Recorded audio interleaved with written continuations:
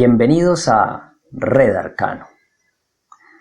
Uno de los enigmas más colosales que tiene la humanidad y que se ha prestado para diferentes hipótesis es el misterio de la Atlántida. Este comienza con los diálogos de Timeo y Critias, escritos por Platón.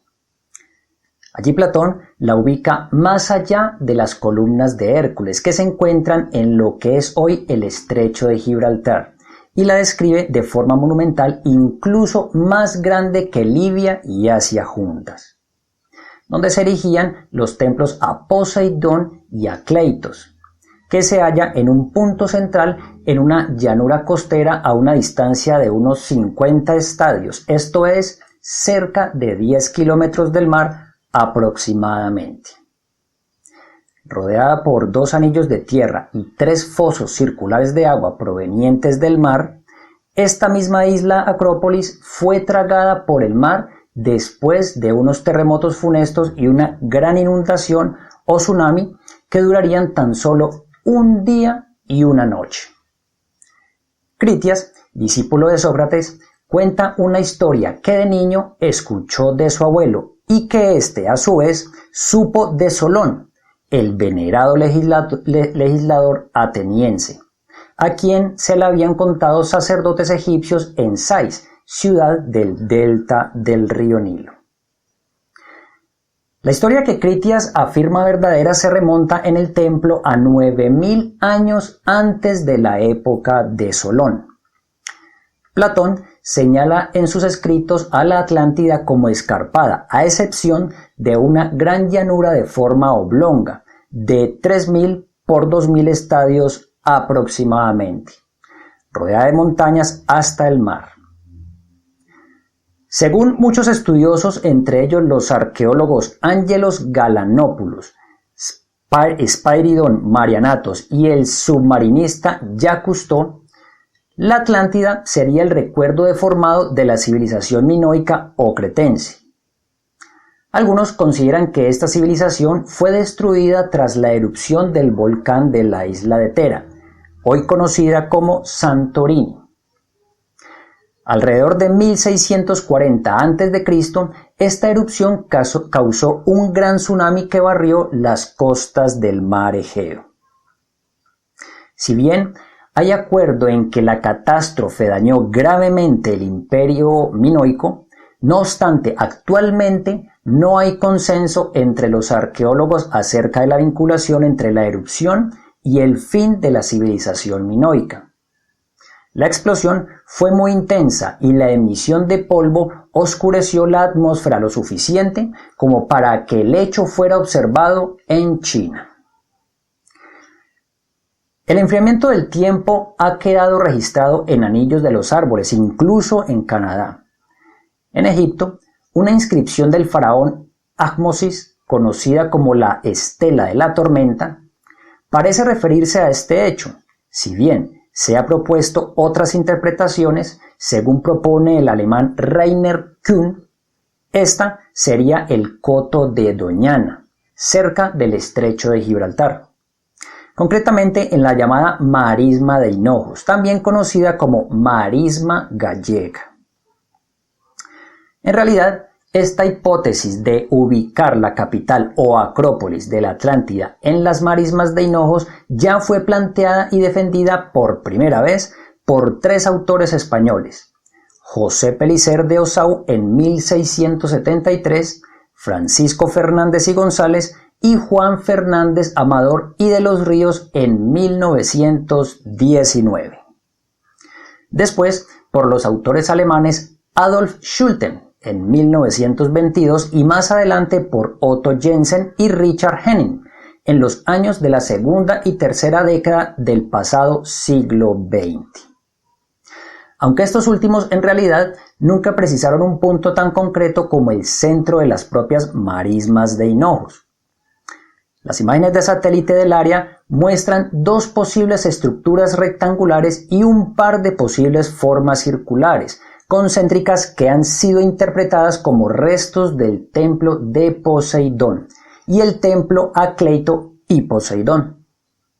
Sin embargo, los estudios arqueológicos y geológicos hechos en el lugar hace más de 2 décadas demostraron que no existe ninguna construcción con aquellas características en aquel lugar.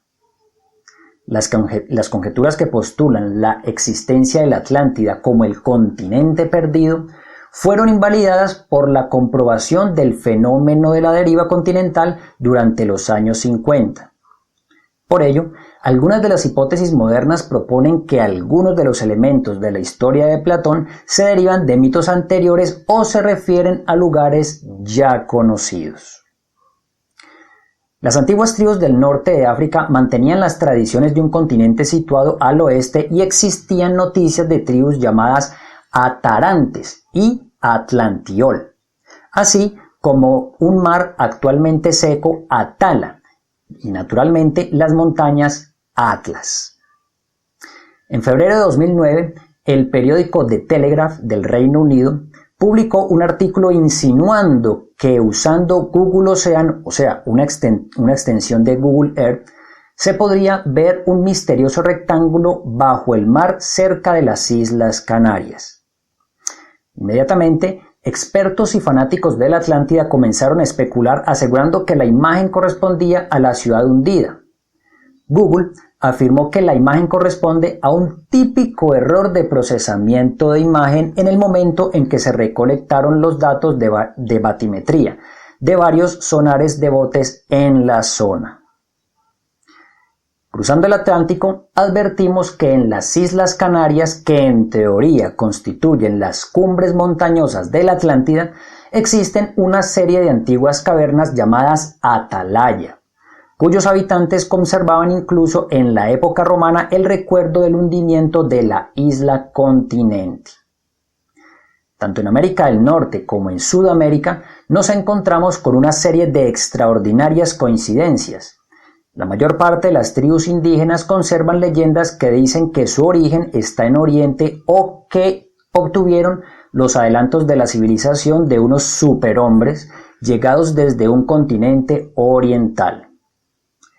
El pueblo azteca conservó el nombre de su tierra de origen, Aztlán, y la palabra misma azteca es una derivación de Aztlán, en el idioma azteca náhuatl. Atl significa agua, y la misma palabra tiene igual significado en el lenguaje bereber del norte de África. Quetzalcóatl, dios de los aztecas y de otros pueblos mexicanos, era, según se dice, un hombre blanco que usaba barba y llegó al Valle de México desde el océano, volviendo a Tlapayán una vez concluida su misión civilizadora. En su libro sagrado, los maya quichés se refieren al país oriental donde en un tiempo habían vivido como si fuera un verdadero paraíso, en el que blancos y negros vivían en paz, hasta que el dios huracán se enfureció e inundó la tierra. Cuando los conquistadores españoles exploraron Venezuela por primera vez, encontraron un reducto denominado Atlán, que estaba poblado por indios blancos que a los españoles parecieron blancos, cuyos antepasados eran sobrevivientes, según decían, de una tierra inundada. Naturalmente, existen indicios de que a mayores profundidades podrían encontrarse ruinas aún más imponentes. Una inmersión del submarino francés Archimede frente a la costa de Puerto Rico reveló la existencia de escalones tallados en los costados abruptos de la plataforma continental frente a Andros, a una profundidad mucho mayor que en los otros hallazgos. Y aunque no sabemos quién los hizo o quién construyó las estructuras, hay algo que sí es seguro: el trabajo no fue realizado bajo el agua. Lo que podría ser una extraordinaria coincidencia en relación a estos restos prehistóricos es el hecho de que se encuentran dentro del muy discutido Triángulo de las Bermudas, en esa región del océano que se extiende entre las Bermudas, la Florida Oriental y el este de Puerto Rico, en el que durante los últimos 30 años han ocurrido desapariciones de centenares de aviones grandes barcos y pequeñas lanchas con todos sus tripulantes y sin dejar rastro alguno. Entre las características de estas desapariciones podemos citar el loco girar de las brújulas, el mal funcionamiento de ciertos instrumentos, el cese de las transmisiones de radio y radar, una neblina resplandeciente y algunos apagones electrónicos. Una de las muchas explicaciones que se han sugerido para justificar las anomalías electromagnéticas supone que existió una avanzada civilización atlántica que poseía fuentes de poder a base de rayos láser, cristales gigantescos de cuarzo, uno más de los cuales aún estarían funcionando en el fondo de ciertas fosas oceánicas, como la que existe en la lengua del océano, una zona que tiene un aura de mal agüero y se extiende entre Andros y la cadena Exuma. Si suponemos que hemos descubierto ciertas zonas sumergidas de la Atlántida en los alrededores de las Bahamas y de las islas del Caribe, ¿cómo quedaría la tesis platónica de una Atlántida convencional situada en medio del océano? Los descubrimientos de las Bahamas no modificarían las observaciones de Platón. Recordemos sus palabras. En aquel tiempo, en efecto, era posible atravesar este mar. Había una isla delante de este lugar que llamáis vosotros las columnas de Hércules.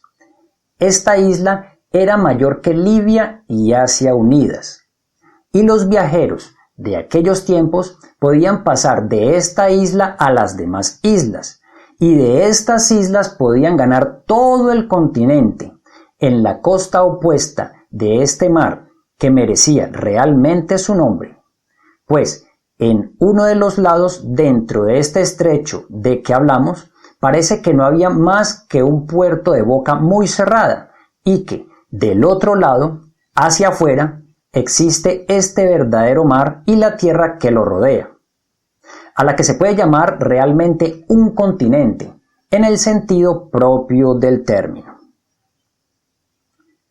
Debemos admitir que una parte muy considerable del relato de Platón ha recibido un respaldo científico total con el descubrimiento del continente americano, y es posible que pronto aparezcan pruebas que corroboren el resto del relato.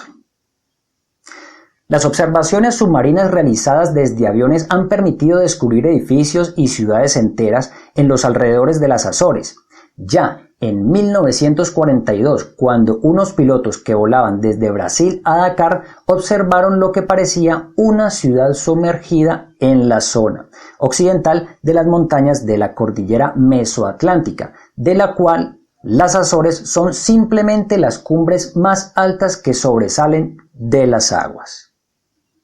Según Platón, uno de los sacerdotes, un hombre de mucha edad, hizo el siguiente comentario a Solón cuando éste le visitó: «Vosotros sois todos los jóvenes en lo que a vuestra alma respecta, porque no guardáis en ella ninguna opinión antigua, procedente de una vieja tradición, ni tesis ninguna, ninguna ciencia encadenada por el tiempo. Y esta es la razón de ello. Los hombres han sido destruidos y lo serán aún de muchas maneras».